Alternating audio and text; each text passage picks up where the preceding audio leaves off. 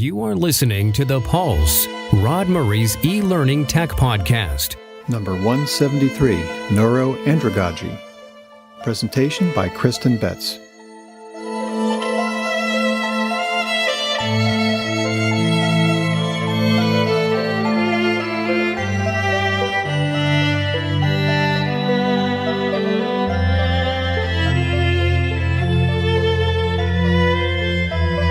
That teaser was a piece called Winter Moon by Rhonda Lawrence. It's from the New Age viola album Winter Moon. Seems appropriate because of all the extreme winter weather we've been having. This podcast is sponsored by Inside Higher Ed, the online source for news, opinion, and jobs for all of higher education.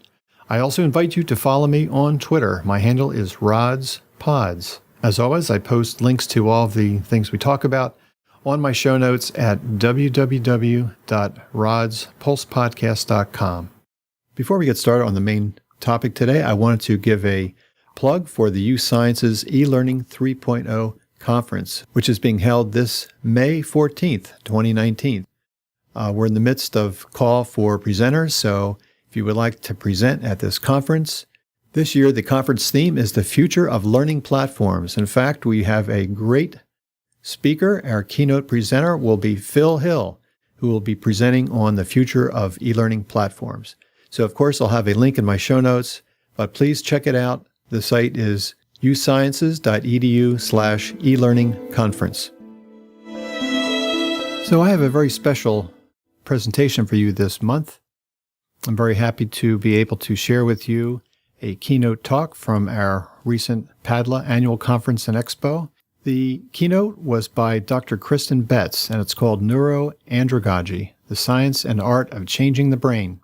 Kristen is a clinical professor at Drexel University School of Education. She discusses neuroplasticity, metacognition, functional fixedness, andragogy, neurodiversity, universal design for learning, differentiated instruction, and neuro-andragogy. So that discussion was a great background for illustrating how she uses these techniques in teaching her own courses. Drexel University's Conquer Collaborative is very interesting, and I'll have a link to that on my show notes. They're using a technology called FNIR, Functional Near-Infrared Spectroscopy, which is an optical brain imaging technique that enables continuous, non-invasive, and portable monitoring of changes in cerebral oxygenation related to learning. So without further ado, here's my full recording of Dr. Betts' presentation. I'm Dr. Kristen Betts, and I would like to welcome you to this presentation on Neuro-Andragogy, the science and art of changing the brain. I am a clinical professor in the School of Education at Drexel University in Philadelphia, Pennsylvania. This slide provides information about my professional background, as well as research areas of interest.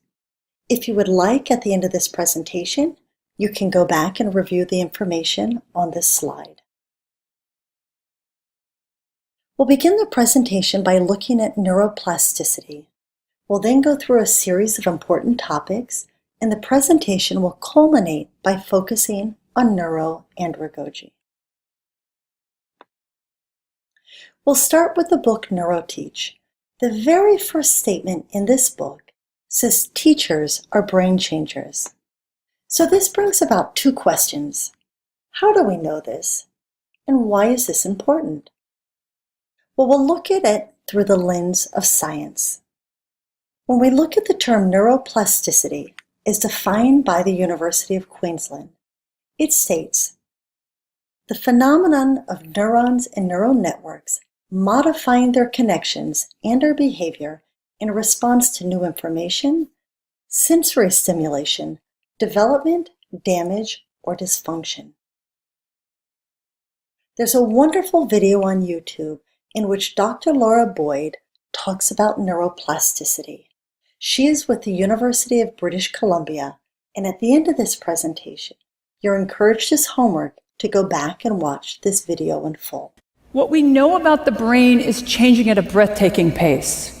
And much of what we thought we knew and understood about the brain turns out to be not true or incomplete. Now, some of these misconceptions are more obvious than others. For example, we used to think that after childhood, the brain really could not change. And it turns out that nothing could be farther from the truth. Another misconception about the brain is that you only use parts of it at any given time, and it's silent when you do nothing. Well, this is also untrue. It turns out that even when you're at rest and thinking of nothing, your brain is highly active. So it's been advances in technology, such as MRI, has allowed us to make these and many other important discoveries.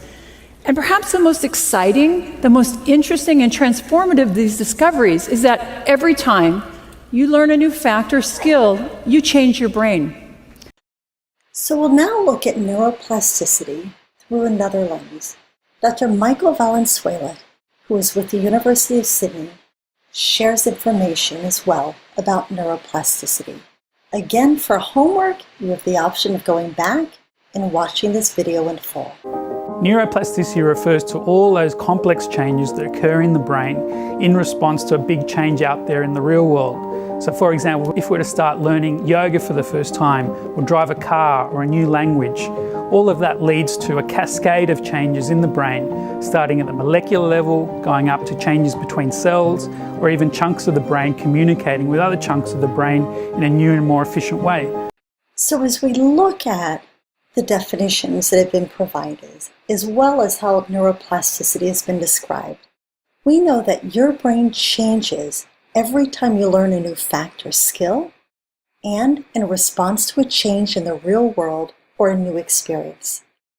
Therefore, as educators, we need to look at our courses, not simply as courses and lesson plans, but we need to look at the dynamic learning environments we are developing and look at the series of experiences we are creating for our students in our classrooms across all modalities. We know through practice that we are actually able to change the brain. So as you'll see here, it's through neural pathways and through practice that we're able to create these synapses and these eureka moments where students are not only learning, but they're able to apply what they're learning across real-world contexts. One of the most critical aspects of learning is metacognition. How do we help students become aware of their own selves in terms of being a thinker and a learner? So this critical awareness goes down to understanding the lessons, the outcomes, and how they can transfer learning as they're introduced to new content, new skills, and engaged in new experiences. As educators, we need to think about how we're approaching our classrooms, our course design. So we need to think about what are we doing in terms of instruction and course design? How are we approaching learning and transfer of learning in our courses? Again, through course development and instruction. And do we have any blind spots? Are we experiencing functional fixedness? When we look at functional fixedness, and it's easy to look at this through the lens of students coming into the classroom who may have prior learning in a certain area, they may have certain deficits because of academic experiences that perhaps they have not been exposed to. So they're coming into the classes eager to learn, but sometimes this comes with cognitive bias. But we need to look at ourselves in terms of metacognition and identify our areas of strength, as well as our own tendency to possibly use the same applications, the same practices, the same strategies.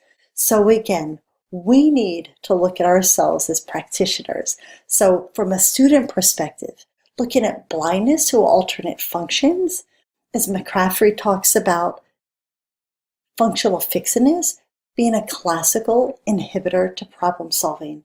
What are we doing as instructors and instructional designers or professional development administrators to really address this? Our goal is to look at the optimization of learning across modalities and learning environments and through pedagogy and andragogy. So you'll see here a link to a short video that'll introduce you to the concept of functional fixedness.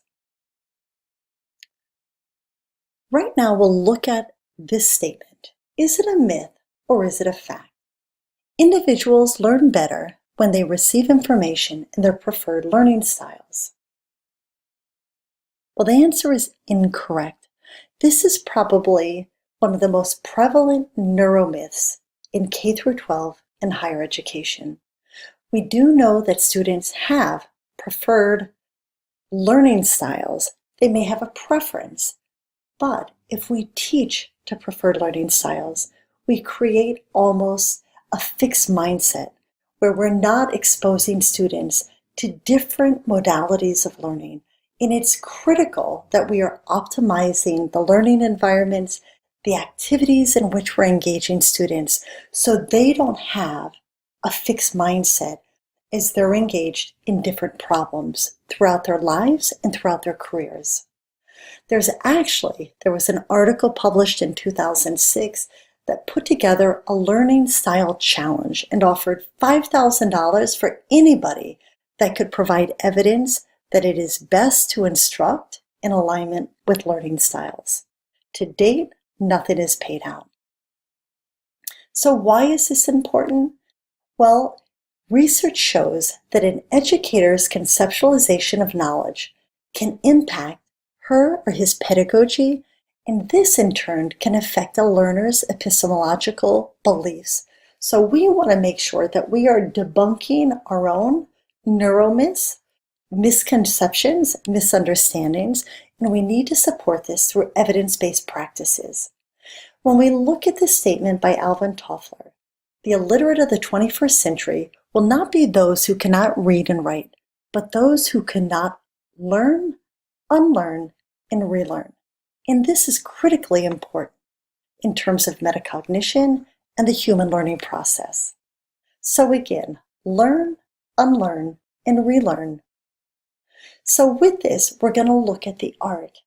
How do we actually change the brain as instructional designers, instructors, and professional development administrators? Well, this is going to require a new mindset in order to get to new results. It's a concept of going from good to great to exceptional. So we'll start with andragogy. As defined by Malcolm Knowles, it is the art and science of teaching adults. And you'll see the difference here between pedagogy and andragogy.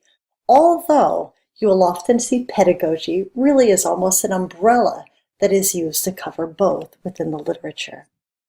When we look at really the history of the terminology, you'll see it comes from child, which is a pados, and then leader of, the agogos, or man, which is the andros.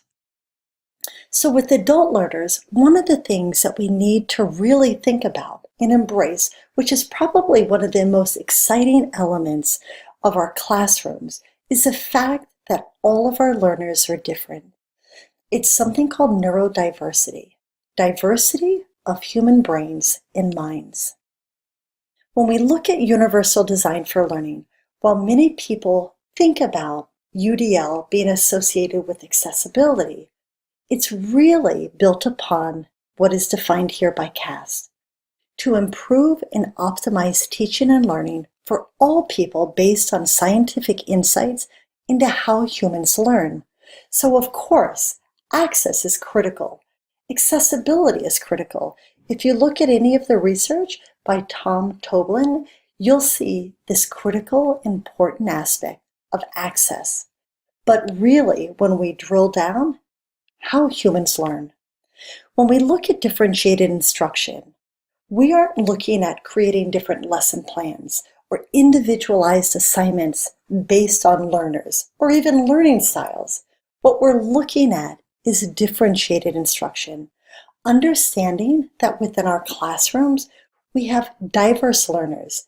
Each student is unique in terms of the experiences that they bring, in terms of the knowledge and where they are at that point in the classroom, very much like Vygotsky's work on zone of proximal development. So we want to make sure that we develop assignments where we do integrate in choice. So if there's a project, if we can integrate in choice, we have the opportunity for students to deconstruct and reconstruct learning, knowledge, skills, and experiences that align with what is familiar with them in terms of interest, relevance, which is going to support transfer of learning across real-world contexts. Again, looking at UDL, we're looking at multiple means of engagement, representation, and action and expression, which is really the why, the what, and the how. I'm going to share just a couple of examples of before and after assignments or ways that we've approached learning within our program, the EDD program at Drexel University. EDUC 815 is a course that looks at advanced writing within a doctoral program. Students are coming in. When we look at this course in terms of differentiated instruction, students have a choice of topics. They're able to actually not simply identify a topic, but it has to align with real-world problems that they're going to be researching and investigating. And there has to be relevance, current or their future position. So where students are right now and where they plan to go. Originally, this assignment simply focused on identifying a research topic. Now we've aligned it with choice, interest, and relevance. The final paper is also scaffolded. Originally, the assignment was due at the end of the 10 weeks, and the paper is 15 to 20 pages long. The challenge is students would work on this paper throughout the 10 weeks, submit it at the end, and they would get feedback in week 10. Well, by then the course was over, and they weren't able to actually integrate in the feedback, which is so important to learning, unlearning, relearning. It's critical for metacognition, reflection, and actually reapplying what you've learned or relearned. So we actually took the paper and broke it into 3 assignments. So again, looking at the assignment, not simply as one paper, but multiple papers, and then we completely transformed our discussion boards. So students were engaged with elements of a written paper, but through multiple modalities. Again, multiple means. We engage them in individual work, peer work, and we really focus on creativity and how to align that with writing.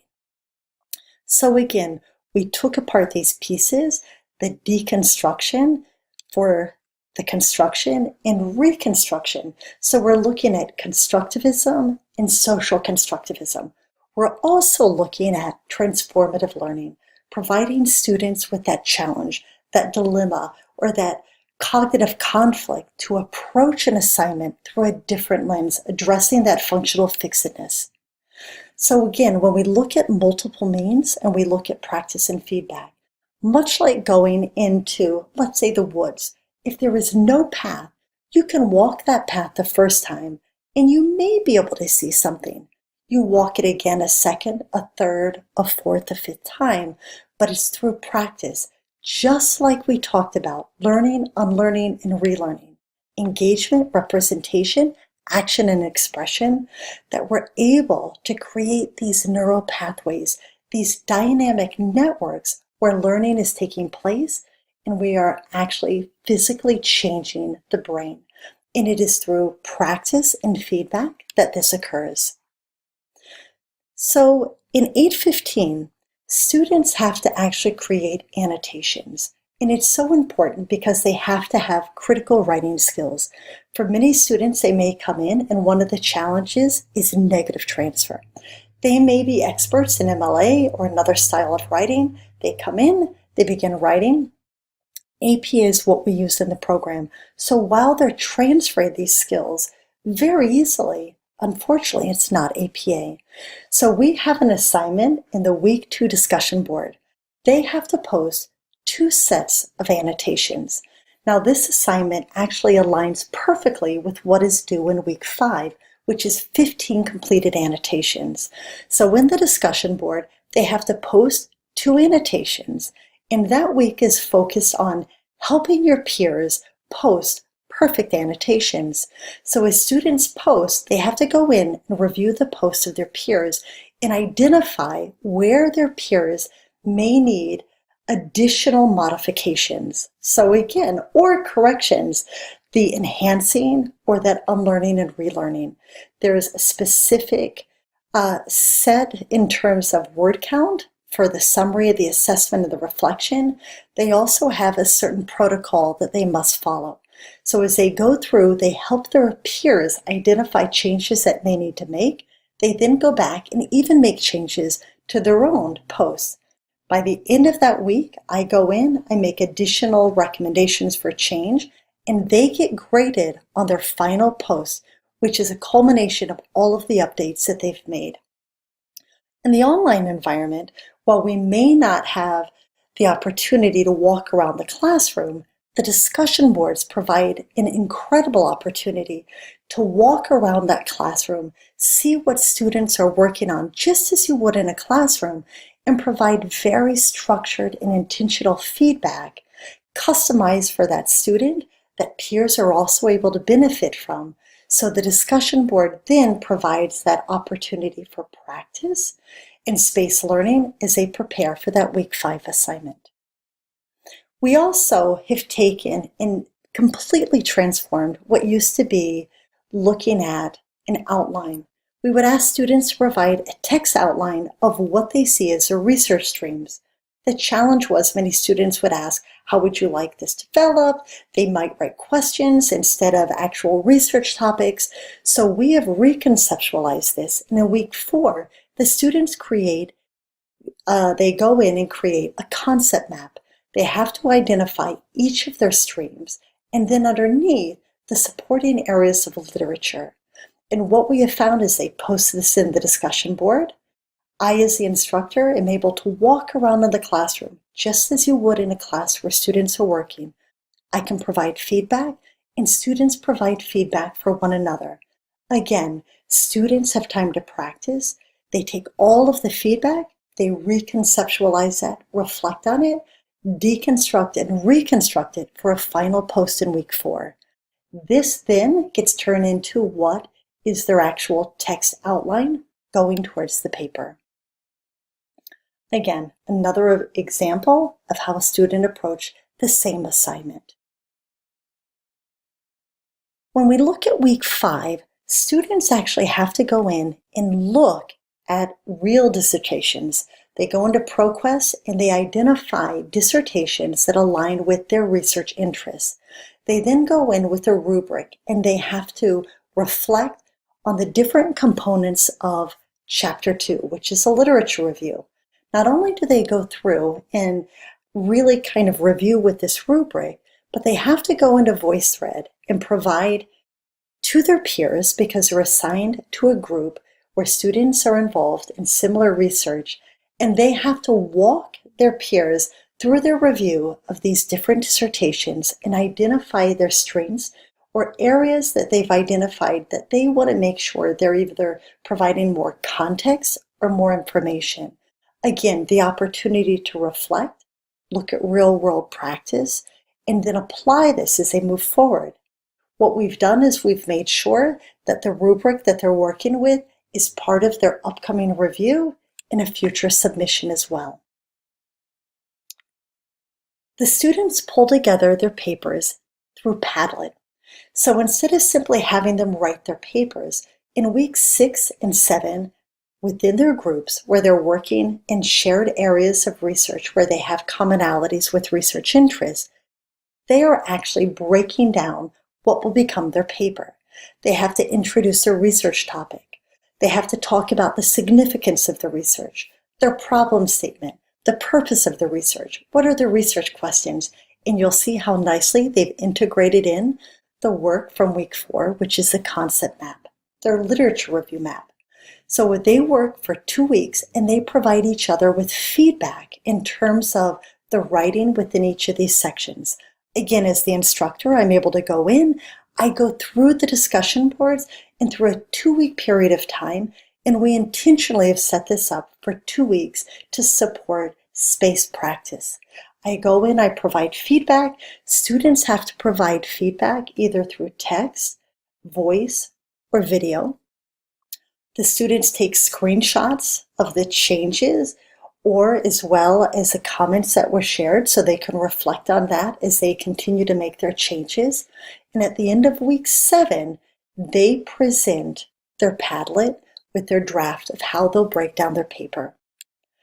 As they go through, they finish and they write a paper, but they create what's called an e-poster, which really aligns with what you would see at any conference in terms of an e-poster. These e-posters are then brought together, and I'll show you in a minute what they look like. Again, as they're preparing this, they're working on their paper. The paper is described, is broken down, instead of simply being a single submission at week 10. The first paper focuses on the first part of the paper, and this is due in week 4. You'll see that the second paper is due in week 7. This gives them adequate time to go back and reflect on the changes. And when they submit paper 2, they actually have to submit all of the updates based on paper 1. So paper 2 is a culmination of the first submission with all of the changes based on faculty feedback. When they turn in the third paper, which is the largest paper, they've gone back and they've made changes based on feedback for paper 1 and paper 2, supporting reflection, supporting metacognition, and ensuring that they're developing those skills. So if they're a student that originally came into the course writing very long clauses for that opening statement that might be 3, 4, 5, or 6 lines long, they've gone back, they've learned, unlearned, and relearned how to write this paper for the literature review. Again, all of this culminates in a final project. When we look at feedback, feedback is given throughout the course. Rubrics are used, and within the rubrics, you'll see there are text comments. You'll see here, Vocaroo is used to provide voice comments. Students are told if they would like to have a transcript of anything, that it is available. So the text comments are provided. Pure comments are also provided through multiple modalities. You may have additional modalities that are provided. The very first paper that I give back has video comments. So in addition to the text comments, I walk students through their papers page by page to make sure that they understand exactly what my expectations are, what the changes are that I'm looking for, and I want them to hear the intonation in my voice, the excitement about their research, in areas that they need to focus on. The second paper, I provide text feedback as well as voice feedback, and the last paper is simply text feedback. It all comes together to support transfer of learning. So when we look at this, and we look at research that we're doing at Drexel University, in 815, we looked at a course that is really a writing course, but uses multiple modalities, building upon the sciences of learning, looking at the art of how we engage students through multiple modalities. We bring together writing that is broken down through concept maps, looking at technology, and culminates in what is e-poster showcase at the end, which is a project, but it has been part of the writing process. When we look at Drexel's University in terms of research where we're focusing on transfer of learning, there's something called the Drexel University Conquer Collaborative. They are doing exceptional research related to FNIR measurements, looking at oxygenation of the brain in terms of learning. On the left, you'll see a project. One of my PhD students that I'm working with right now has developed a video application. Students are going in, and she's actually looking at transfer of learning. The students complete a series of activities, and we're going back and looking at these measurements. You'll also see here, we are working on a transdisciplinary project at Drexel University. It involves the School of Education, Biomedical Engineering, the College of Nursing and Health Professions, and also Media Arts and Design. And we have taken a paper-based assessment, which is a Purdue assessment looking at spatial visualization. And we actually took all of the incoming biomedical engineering students, and we did a number of assessments in fall of 2017, looking at non-cognitive factors. and we did a reassessment in spring of 2018. We also did the assessment in the fall with the Purdue Spatial Visualization Assessment, which is a paper-based test, and then we did it again in the spring. However, we created an intervention. We took this paper-based assessment and turned it into an immersive virtual reality application. So you'll see me here with the immersive virtual reality headset on and also with the FNIR device. And this is what we created.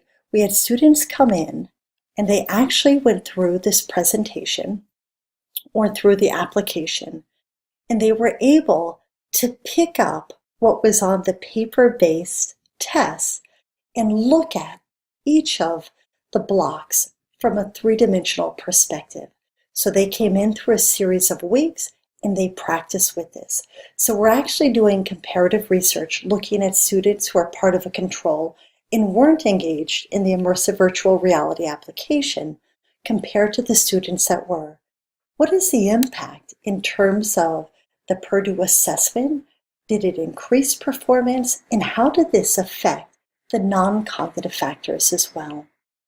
So when we look at Neuro-Andragogy, we're actually looking at, again, bringing together the science and the art of how we develop our learning environments and how we develop pedagogy or andragogy in terms of teaching.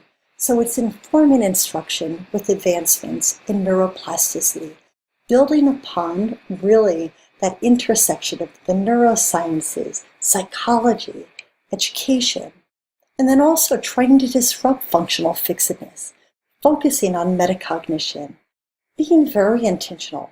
How do we scaffold in practice? How do we integrate spacing so students have time to practice, put it down, reflect, and go back? How do we look at UDL in terms of multiple means of engagement? What are we doing in terms of feedback? How are we providing feedback in terms of peer feedback, instructor feedback, and even working with students so they're able to review their own materials in terms of self-reflection? And then lastly, looking at how do we customize learning, really almost adaptive learning, looking at neurodiversity and differentiated instruction. And lastly, but most important, how do we bring curricula to life in our classrooms across all modalities to support real-world transfer across multiple contexts? There's a number of wonderful books that you'll see, starting with James Zoll, The Art of Changing the Brain, all the way through a new book coming out in 2019, looking at the 5 pillars of the mind. As we conclude this presentation, we need to really embrace and be excited about the current and emerging research that is out there within the learning sciences, and really focus on the fact that educators are brain changers. From instructors to instructional designers to administrators, we have the amazing opportunity to create these dynamic learning environments and to create these learning experiences that are changing lives and changing brains. Thank you so much for being a part of this presentation, and if you have any questions, please reach out to me by email. So that's it for this month. So don't forget to stay tuned for the full song Winter Moon by Rhonda Lawrence. Until next time, have a great week.